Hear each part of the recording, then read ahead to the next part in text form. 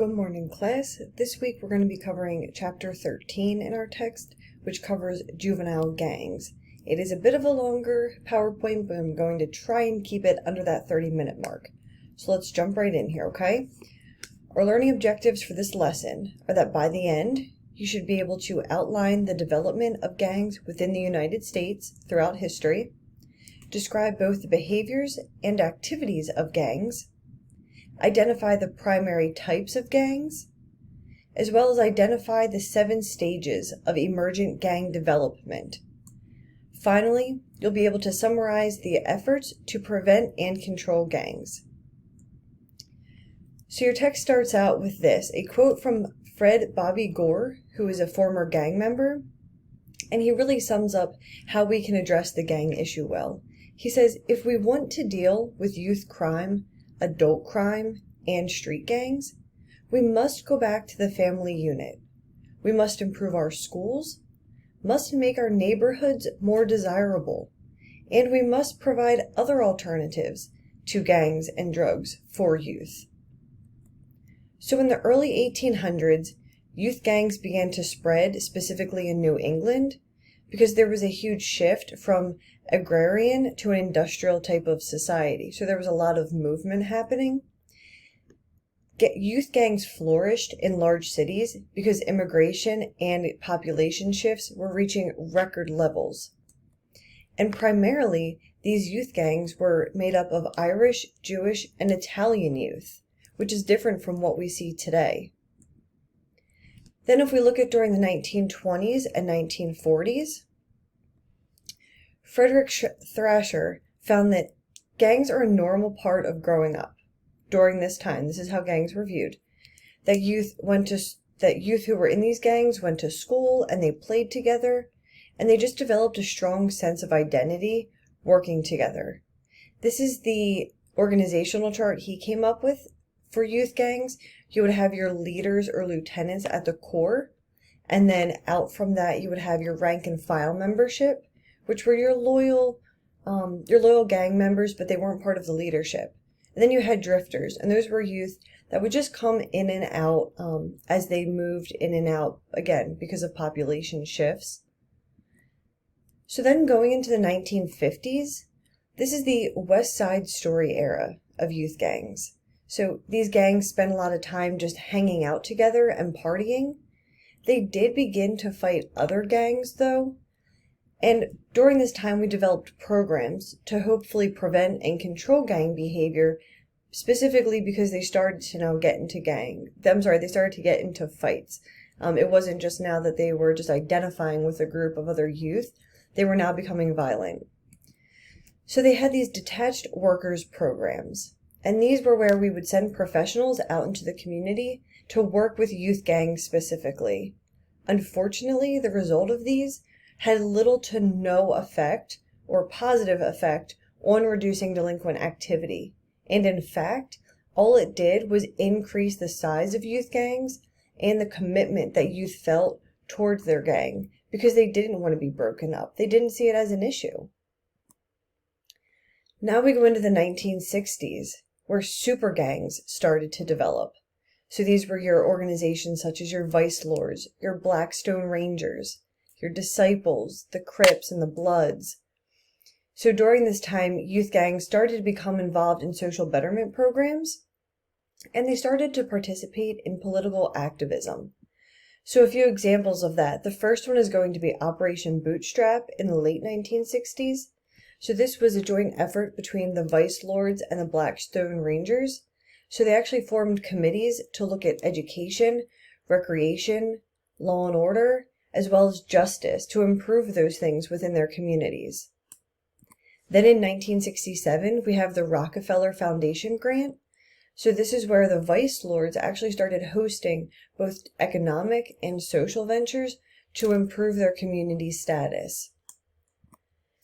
And then Operation Breadbasket. In 1969, the Vice Lords teamed up with Jesse Jackson, as well as the Coalition for United Community Action, to protest the lack of African American employees on construction sites within African American neighborhoods. So again, during this time, youth and gangs just started to get involved in different social betterment programs, and they were really looking to improve their communities. So then we transitioned to the 1970s and the 1990s. During this time, gang composition started to grow to be more of adults. Street gangs were responsible for a very large portion of urban crime as well as violent crime, the research shows. Things such as muggings, extortion, they were involved in robberies and drug trafficking. The idea, though, during this time is that gangs were meeting needs that youth couldn't obtain through other social groups or traditional rites of passage. There was also an increase in imprisonment of gang members, and this simply fostered the prison gangs that we know today. The intent of most gangs during this time was to make money, and they competed over the drug trade because we know that crack cocaine hit the streets during this era, and this was a huge driver for gangs where they saw an opportunity to make money. And it's a shame because they transitioned from that previous period in the 1960s where they were really looking to not only improve their communities, but improve the conditions and the opportunities for youth. And now we're transitioning into, well, we see a way to make money and we're going to go that route. So let's define what a gang is. Well, a gang is defined by a number of different criteria. The first is that it must be an association of 3 or more members. They must adopt a group identity that creates an atmosphere of fear or intimidation. They will engage in criminal activity. It doesn't have to be violent, but it can be things such as the drug trade, which we know ultimately typically leads to violence. It can be prostitution, which you'll see. We'll talk about girls and gangs later on, and you'll also see it in one of your videos that you watch for this week. The youth will engage in delinquency, and there's an enhancement or a preservation of the association's power, their reputation, as well as their economic resources. So they really want to make sure that they are protecting themselves from any outside forces, which is, I believe, one of the reasons why we saw an increase in commitment and an increase in the size of youth gangs during the era when we had the detached workers programs, because they saw an outside force coming in trying to break them up. And they said, whoa, no, we want to preserve what we have here. We like what we have. They're also going to have special characteristics specific to their gang. So for example, they'll have specific rules for how you can join or how the gang operates. They're going to meet on a reoccurring basis. They provide physical protection for their members. They may even exercise control over a particular region or location. And there's going to be an identifiable structure. We'll talk about organization of gangs in a later slide, but you saw the one that we briefly went over of those concentric circles. So let's look at gang members. What do gang members look like? Well, youth as young as 8 years of age have joined gangs. Gangs also know that they can use youth because they're protected from the harsh realities of the adult system. In most cases, yes, we did cover transfer, so some of these youth, if they engage in certain acts that are violent and with a deadly weapon, typically part of the criteria, and as long as usually it's 15 or 16, they can be charged and tried as an adult. However, in most cases, they're going to have these youth being drug runners, doing low-level activities, where it's maybe more likely that an adult would get caught, but then the youth can just serve their time in a juvenile facility. So they look at it as it's not as severe consequence for the youth. So typically, your text notes that between 14 and 30% of adolescents will join a gang at some point in their life. 70% of all gang members in small communities are made up of youth. What does the size look like? We have 2 different groups or categories of gangs. You have your traditional or your territorial gangs. These are going to be found in your urban areas, and they can be up to 150 members. Then you have your drug trafficking gangs, and these are much lower at around 25 members. It's important to note, though, that the size of the members will decrease as the community size increases. So think about that. The size of the members is going to decrease as the community size increases. And that's because you're getting away from having this sense of community, and individuals aren't going to be as close as they are and tight-knit as they are in smaller communities. And then attraction. So what attracts youth to joining gangs? Well, it's a cohesive, unifying principle that the gang typically has that's going to attract the youth. They see and they feel a sense of belonging. Again here, a shared sense of purpose, dress, and even different insignias that they'll wear. Your book will show you some different tattoos and symbols that different gangs use. They also see that individuals in gangs, they're fearless, they're proud, they're in control of their lives, and they want this. So they see that and they say, that's something that I want, so I'm going to go ahead and join that gang. Okay, so let's go into theories of gang formation.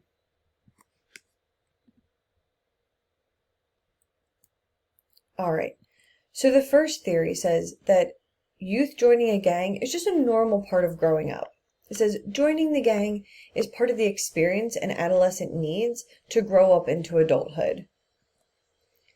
Then we have this idea of stream theory, which I'm sure you've heard of, and it simply says that youth are going to pursue gangs to achieve the success that they can't achieve through legitimate means within their communities, being when they're low socioeconomic statuses, low-income families, low-income neighborhoods. There's not as many opportunities, legitimate opportunities, for them to be successful.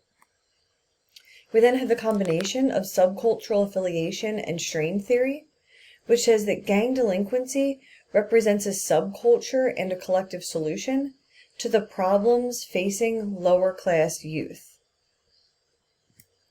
And then subcultural affiliation theory by itself says that there is a definite lower-class culture in gang behavior, but it's an expression of that culture.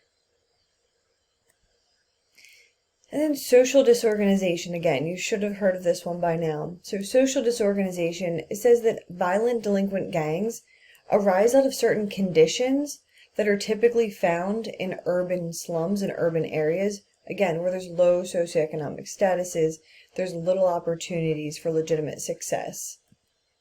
And finally, we have underclass theory. Simply says that being excluded from participation in labor market occupations, so being excluded from having different types of jobs, members of the underclass are attracted to other economic alternatives, such as gangs. So what are different types of urban gangs that we have? Well, there were three main researchers we're going to discuss who identified different types of gangs. So Carl S. Taylor conducted a study in Detroit and found three different types of urban gangs. The first one he identified as the scavenger. These gangs would prey on those who were unable to defend themselves. They also lacked goals, a consistent purpose, and consistent leadership, though. Then we have territorial gangs, and these were youth gangs who would just define an area that they were going to claim ownership over. The main purpose of these were to simply make money illegally. Oh, I apologize. Territorial gangs are simply going to define an area that they're going to claim ownership over.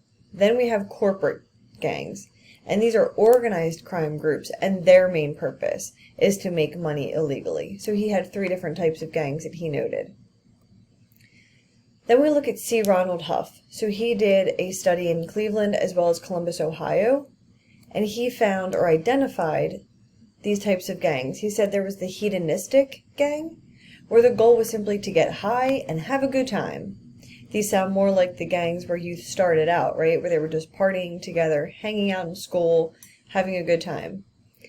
Then you have instrumental gangs. So the goal here was economic gain, whether that be through property crime or drug use and drug sales. Then you had your predatory gangs. These, were your gangs who were going to commit robberies, they were going to do street muggings, and they looked at opportunistic crimes, so they didn't necessarily set out to just engage in violent behavior, but they were opportunistic. So if the opportunity presented itself, they wouldn't back down and they wouldn't turn that away. So they also used crack cocaine and sold drugs to buy more sophisticated weapons to engage in these type of predatory crimes. And then we have Fagan, our last researcher here, who conducted research in 3 separate cities, and he identified a few different types of gangs. So he had type 1, which he said involved minor delinquent activities, and these youth may engage in some drug use. We then had type 2. These youth were heavily involved in drug sales. Stepping one farther up, we have type 3, who had involvement in both serious and non-serious offenses, but they weren't necessarily involved in drug sales or involved with drugs. Type 4, our last type, were extensively involved in drug use, drug sales, and they also committed serious and non-serious offenses. So you see how each type gradually increases in their type of delinquent and criminal behavior that they're engaging in.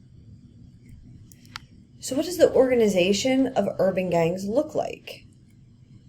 First, we're going to start with leadership. So you can have 3 different types of leadership being seen in an urban gang. The first is a vertical or a hierarchical.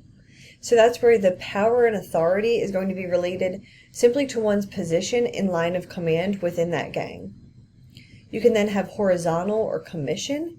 This is where leaders are going to share duties, power, and authority over the gang. So it's more of a board of leaders instead of just one person. And then influential. So this is seen in your youth gangs. This is where the authority of the leader is derived solely from charisma.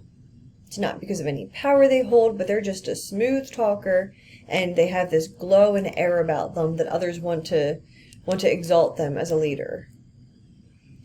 So let's look at how are they recruited.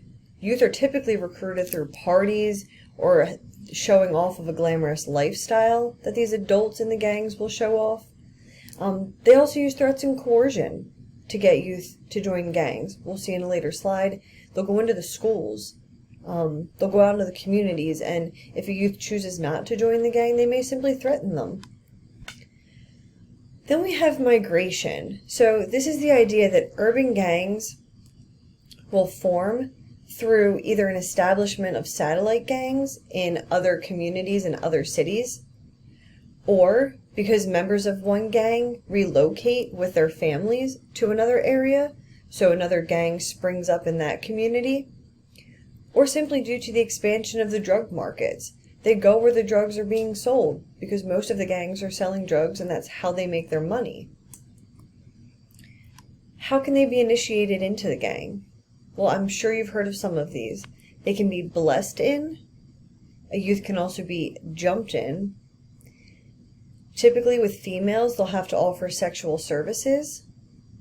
They may also play Russian roulette. I believe we all know what Russian roulette is. You load one bullet into a gun and spin it around and take your chances. Through illegal acts, so they'll have the youth engage in things like theft or larceny to prove themselves. They'll ask them to start trafficking drugs on a low scale. They can also be asked to engage in walk-up or drive-by shootings. Those are your more serious. Or you have your blood in, which is also considered, or also called gang-assigned murder. And this is where they'll simply ask the person to go commit a murder that the gang identifies a certain person, and that's how they're then accepted and initiated into the gang. So blessed in, I should identify, is where typically the youth has a family member who's in the gang already, so they're just accepted in because of their relation. And jumped in is where they have to engage in physical altercations with those already in the gang to prove themselves and their toughness. So let's talk about female gang members for a second, because they are a little bit different than males. So these females can be extremely violent, which we know, especially in juvenile delinquency, in the juvenile justice field, we didn't originally recognize females as being able to commit such violent offenses or to commit even crime in general. We saw women as these meek, mild-mannered women, and we thought, no way, there's no way they can engage in this type of delinquency or these types of crimes, and they do. The plain fact is they do. That's why we saw a shift of, it wasn't that more girls were committing more crimes or that girls who were delinquent were committing more crimes, as juvenile justice started to form, it's that we started to recognize it. During, I would say, the 1970s, the 1990s, we started to just recognize that females can engage in delinquent activities. So they can be extremely violent. They also participate in violent and drug-related gang activities. However, females join for reasons, and they say that they get warmth, friends, loyalty, and socialization out of gangs, whereas males may join for different reasons. This is what females say they get out of a gang. They also received more emotional fulfillment from joining the gang. It was a sisterhood. They're females that they can relate to, that they can talk with. They also committed crimes at a slightly lower rate than boys who were in gangs, but they were more heavily involved in drug dealing, in property crimes, and in status offenses. And again, the same way that older gang members are going to use youth males to run their drugs, to do what we'll call petty thefts, they're going to use females as well, because most people aren't going to suspect a female as quickly. And then they also have a higher risk of being victimized, both within and with outside of the gang, which is again why you have one video on prostitution this week to watch to see, and you'll notice it states that females as young as 12 to 14 is typically when they first get into prostitution, and it's because they're forced in by a pimp. And females do typically age out, though, quicker than boys do from gangs. So let's look at emergent gangs now.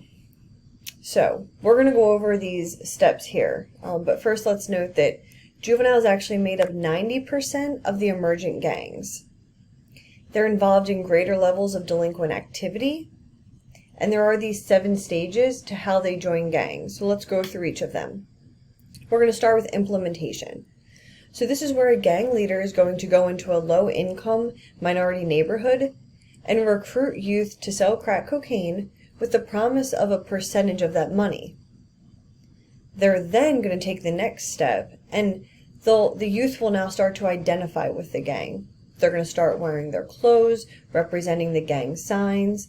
Fights may even start to now break out in schools, and weapons may be used because these youth are now joining gangs, and then they're going to school and fighting one another.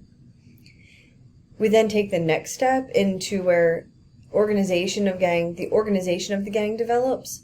So membership here increases. Leadership is also assumed now by an initial core group and by young adults in the community. So the gang is really starting to form during this time, and they're gaining leadership. Next step is now we're going to have competition between rival gangs erupting into conflict, an open conflict, in schools, at athletic events, in shopping centers. And drugs may even start to be sold in schools now. Our next step is just one step up here, where now drugs are being openly sold in schools, they're being openly sold on street corners, in shopping centers, and gangs are being led by adults who are remaining in the communities as the organizational structure starts to grow. Now gangs are in clear control of the minority neighborhoods. Crime is increasing. You have robbery, burglary, aggravated assault, unfortunately even rapes occurring. So the gang is now intimidating the neighborhood, and unfortunately the community is reacting.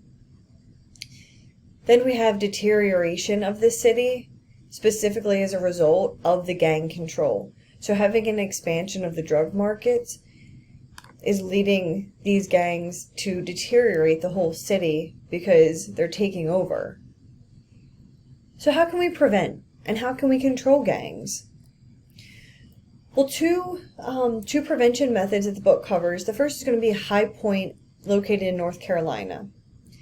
This program targets the most violent offenders for prosecution. So they're going to prosecute the most violent offenders, but then they're going to threaten the lower level drug offenders with some punishments. They might show them videos of, hey, look, we have you on camera selling these drugs. You have 2 choices. You can either stop, and you can start engaging in job training, mentoring programs if you're willing to change, or we'll arrest you and charge you. So the violent crime rate actually dropped 37% as a direct result of the High Point program. We then have the Summer Night Lights program in Los Angeles. This is a program where the city would keep the lights on in potentially dangerous parks and neighborhoods at night. They would also start to offer recreational, artistic, and educational programming for youth to start engaging in, so giving them opportunities that they didn't have before, they didn't have access to show them that there is more out there. You don't have to engage in gang life. And then it deters gangs from congregating in these parks and dealing drugs or fighting one another. And in this case, gang violence actually decreased 40%. So we're having success here. We're having a lot of success. And I apologize, it's actually 57% violent crime rate that dropped in High Point, not 37. So we have 5 strategies here for gang intervention. The first is going to be community organization. So this includes a community mobilizing itself and networking to intervene in gang activity and pull these youth out of the gangs. We then have social intervention. So the focus here is on individual behavior and changing the values of the gangs and of the youth that are joining those gangs. Then opportunities, so emphasizing improvement of just simply basic education, trainings, job opportunities, vocational trainings, all of these opportunities for youth so they don't feel the need to join a gang, so that they see there's another way that they can make money, there's another way they can be successful. And then you have the intervention of simply suppression. So at some point, you do just have to focus on arresting, incarcerating, monitoring, and supervising gang members if they're not willing to change. And lastly, we have organizational development or organizational change. So this is just the creation of special organizational units or procedures within either community organizations or within, say, your law enforcement departments, your probation departments, to go out and target these gang activities. So, the book notes that to have a gang prevention and control model, it must include a few things. So this was actually based on research by Spergel and colleagues, who showed that these components must be included to be successful. So first off, a community must take responsibility for developing and implementing the model. The community is at the heart of these gangs, right? So then the structural model must take seriously the hopelessness that youth feel from having unmet needs, being within the underclass, or being categorized as underclass. Because we know that's why youth join the gangs. I think I've said that enough here. They join because they don't have any opportunities. They feel hopeless. They see hope in gangs. Then prevention programs have to be emphasized.